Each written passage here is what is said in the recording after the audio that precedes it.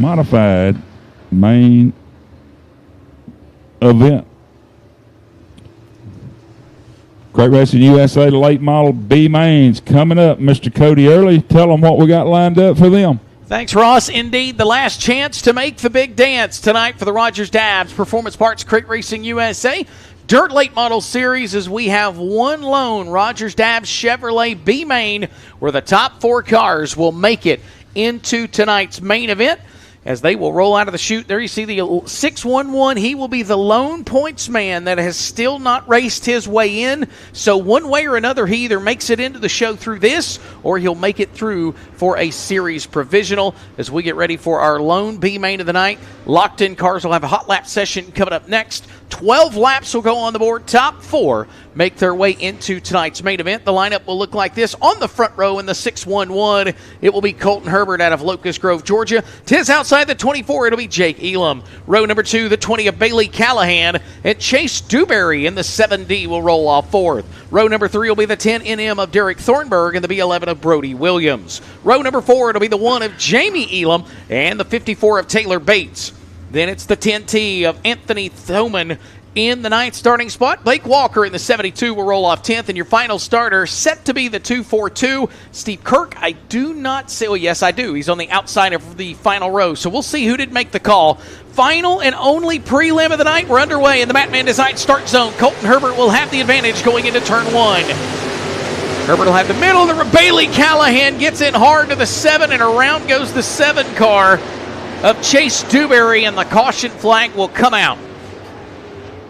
Look like, and there comes the 72 slipping over. So the 72 was the car we missed. He technically missed the start, but no laps complete as the 20 machine of Callahan got into the 7 of Dewberry down here at turns 1 and 2.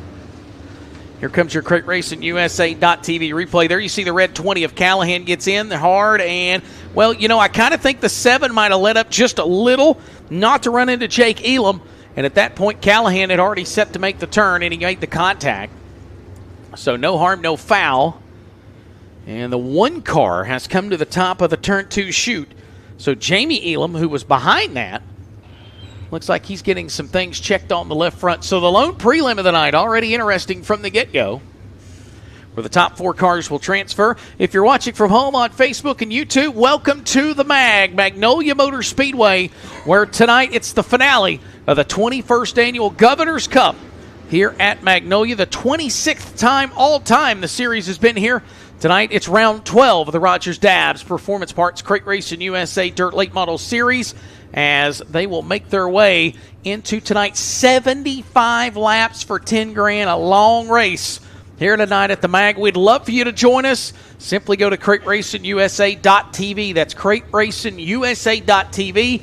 Get that subscription and come back and watch the 75-lap feature in all the local divisions here tonight at the Magnolia Motor Speedway. We'd love for you to join us, as it looks like the field has got itself re-intact. Everybody stays on the racetrack. Still no laps complete of the 12. We will have our locked-in feature cars. They will have a hot lap session coming up next, and then the stage will be set for tonight's main event. So it's Colton Herbert. It's Jake Elam. One more time, we'll get into the Batman Design start zone. We are underway once again out of turn 4. Elam will follow in the tire tracks of the 611 into the middle. We're still 3 wide for second. Bailey Callahan looks to the inside of the 11 of Williams again. Side by side down the back straightaway they go. We got 1 in the infield. We stay green. It looked like the 10 of Thoman. As Bailey Callahan will make the pass, he'll move up to 3rd. Remember, the top 4 transfer, so the transfer spot's right there on your screen. There you see the 10 of Thornburg and the B11 of Brody Williams. Those are the final 2 cars trying to race their way in. Right now, the 11, he's the transfer car. Top 4 have went nose to tail, as there you see Jake Elam that is Jamie Elam trying to do all he can to get up 1 more spot.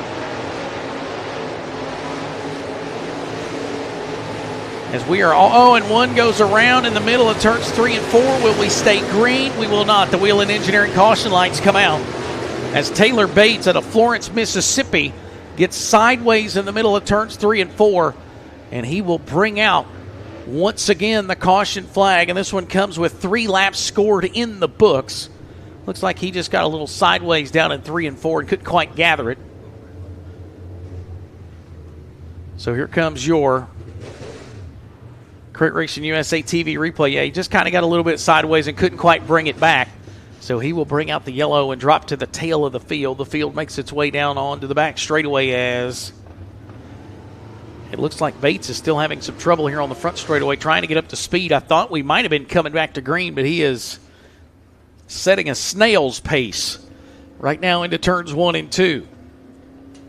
Once again, feature locked-in cars. If you are locked into tonight's 75-lap main event and you want a hot lap session, I need you in staging right now. You need to be in staging right now if you want to take part in that hot lap session. And Bates is just taking his precious time on the opposite end of the racetrack, Ross, completely on the other side of the racetrack. Well, you know, some cars just don't go as fast as others do. He's going to catch up because that wheel and caution light's off. It's funny how that works, isn't it? Yeah. That's all you got to do is cut the caution light out. He knows what to do. Yeah.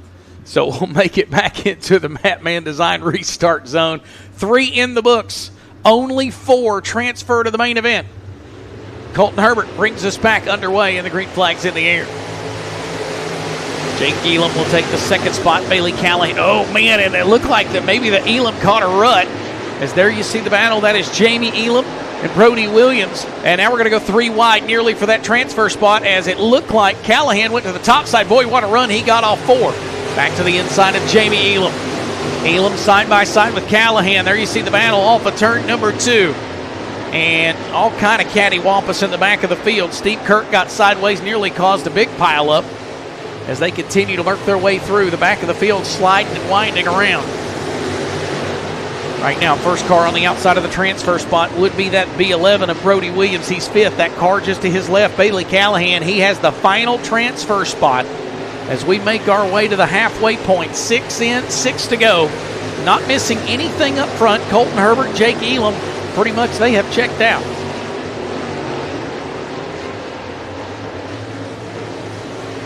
And there you see Bailey Callahan right now, the final transfer spot, trying to hold on. Is Brody Williams trying to work up the racetrack, got tight. There you see him lose all that momentum. As Williams will come off of turn number 4. It's going to be 4 laps to go. Jake Elam and Jamie Elam starting to run each other down. And there you see the 24 of Jake. He's got the second spot. Jamie trying to run him down. There you see Jamie just to the left of the screen. Colton Herbert's getting ready to catch the back end of the field. I don't know that he wants to get there. If I was him, I would lay off. We're coming to coming to 2 laps to go, and it's a hornet's nest in front of Colton Herbert at the back of the field. Herbert, oh boy, and there's the wheel and engineering caution. Oh man, and Brody Williams is up against the concrete actually going into turn 3, Ross. Yeah, but he come off of it, so. Oh wow, he lost the whole spoiler off of that car. I have to go out and pick up some sheet metal here. Hello, Wall. That's Conway Twitty song that, didn't he? Hello, Wall.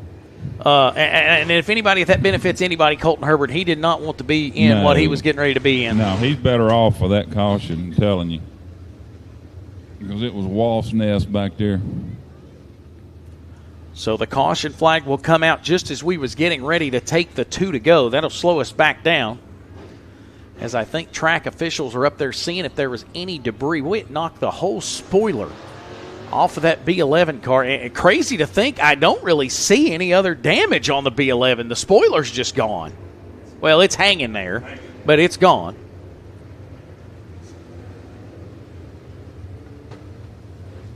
And there you see him up in the turn 2 chute. Yeah, I was going to say, yeah, as Ross said, if that spoiler comes off, it's not going to handle very well.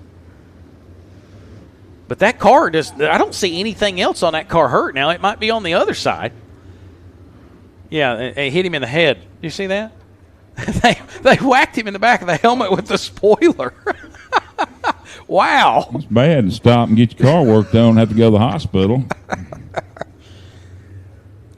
Put him in concussion protocol or something. Well, they're thinking about it down there. They got 3 officials over there trying to get the spoiler off of it. So. It's put on there well, evidently. Well, they're trying to lodge it in there to where it won't move. At least it's in there. Well, like I said, they ain't got no body shop, no tools, so they'll make the best of it. And he's got his wheels cut to the right. I think they're telling him he might be done. So we are at 2 laps to go. And looks like he might be stuck in gear. Might have to have a push. Yeah, there comes the four-wheeler. I'm not quite sure what exactly happened. I don't either. All I seen was he up there by the Magnolia sign, just got up. Oh. Uh-oh. I might have to let him roll down the racetrack. Well, what was left of the spoiler looks like now it's gone. Time they get him loaded up, he'll have to have a new body put on it. Okay.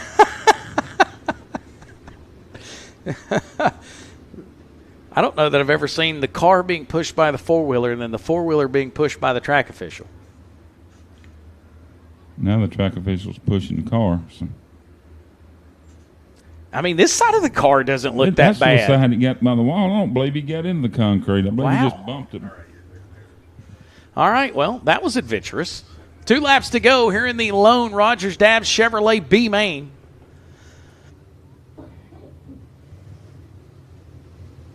Eight cars remain. Only 4 of them will make the big dance. Chase Dewberry, that does him a little bit of a favor. He had fell way behind, so we'll see if he can make up 3 spots and get into that final transfer.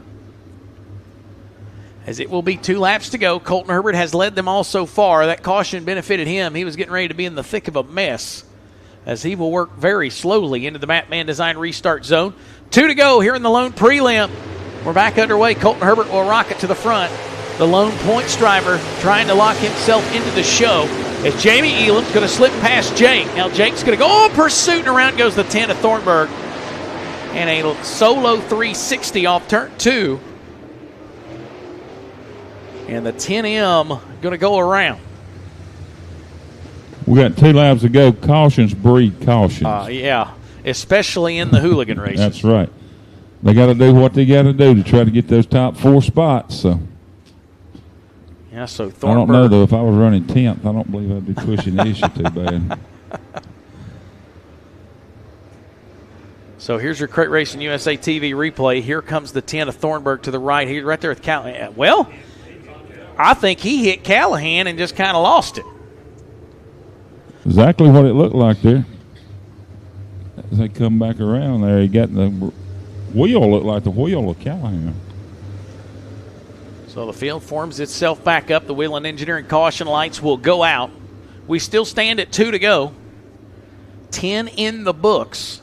Locked-in cars should be in the staging lanes. There should be 18 of them if they choose to take a hot lap session, which I would imagine all 18 would, considering this is going to be the lone shot they get before the feature. Colton Herbert into the Batman Design restart zone. This time it looks like it will be Jake Elam that'll have the head start into 1. Jamie's going to slide up the racetrack, and around goes Jake. Bam! And into the outside retaining wall. Well, that might not be a good one for Thanksgiving. What about Sunday dinner tomorrow? Yeah. Daddy, what'd you do that to me for? I didn't mean to, son. They both had them a starting spot. Yeah, here's your Crate Racing USA TV replay. The 24 is Jake. The 1 is Jamie. And Jamie's got a pretty good angle right here, and then it just kind of floats up the racetrack. Well, you know, I don't know if he kind of panicked when he seen him coming up the racetrack or not. Well, Jake's done. But they'll get that H&R Agri-powered Case International on the move. They'll get him on the hook. There she comes. H&R Agri-Power gives you more. So here's what it looked like at full speed on your Crate Racing USA.TV replay. Here comes the 1 comes in, and you kind of look. I can't say he got on the binders, but it looked like that car locked up and then it went around. And I do believe I just heard that the 242 might have a left front flat. That would be Steve Kirk. He started shotgun on the field. And he was going to make the right-hand turn. Looks like he can't. And we're down to what is now 6 cars.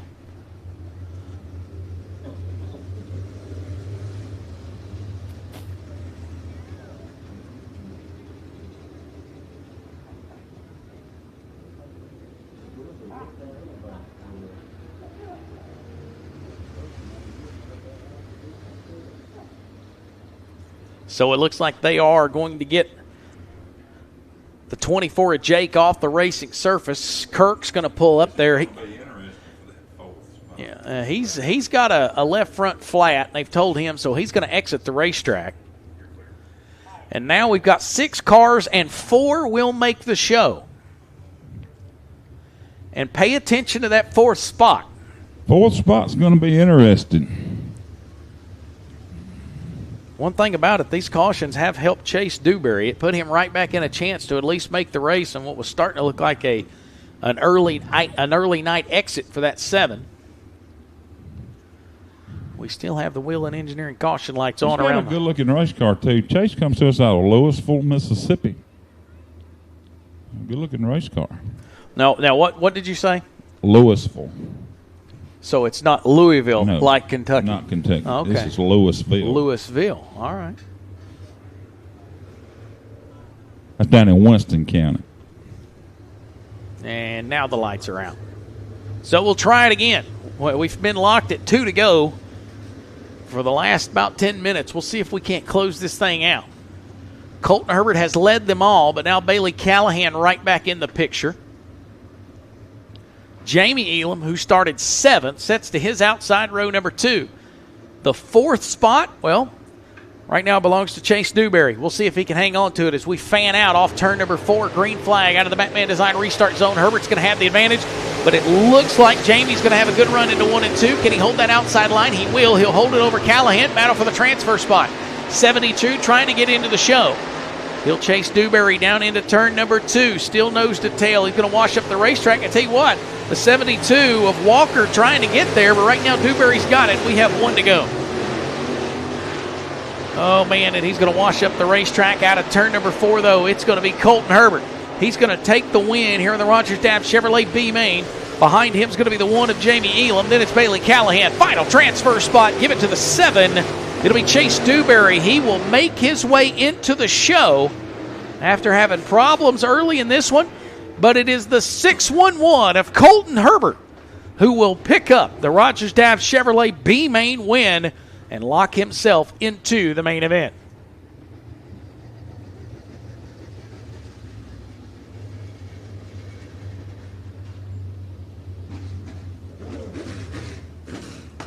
All right, here come the cars that are already locked into tonight's main event. It will be just a simple hot lap session for these guys. Jamie Boland's going to be the first car out of the racetrack out of Cuba, Alabama in the Track Star 232, looking to make his first ever series start tonight. If he can race his way into the show, the guy behind him in the 28, he is now the newly crowned 2-time Crate Racing USA National Weekly Crate Late Model Champion out of Seminary, Mississippi in the wall-to-wall Longhorn. That is David Williamson.